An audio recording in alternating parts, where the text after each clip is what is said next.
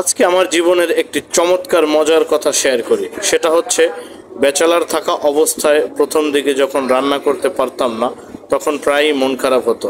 তার কারণ ছিল একটাই, চারপাশ দিয়ে লোভনীয় খাবারের ঘ্রাণ আসতো। তখন মনে মনে ভাবতাম আর দুঃখ করতাম যে আমি যদি রান্না করতে পারতাম তাহলে এভাবে মজাদার খাবার আমিও খেতে পারতাম। যদিও অনেকদিন পর বাড়িতে গেলে আম্মা ভালো মন্দ এমনিতেই রান্না করে খাওয়াতো, এখনো খাওয়ায়, কিন্তু তবুও নিজ হাতের রান্নার স্বাদ কি অন্য কিছুতে পাওয়া যায়? মূলত এই জন্যই তখন থেকে টুকটাক রান্না করার অভ্যাস গড়ে তুলি, আর আলহামদুলিল্লাহ এখন মোটামুটি ভালোই রান্না করতে পারি। ও হ্যাঁ, ভিডিও শেষে তোমরা অবশ্যই কমেন্টস করে জানাবে আজকে আমার রান্নাটা কেমন হয়েছে। সত্যি কথা বলতে আমার কাছে তো দারুণ লেগেছে, দারুণ স্বাদের হয়েছিল।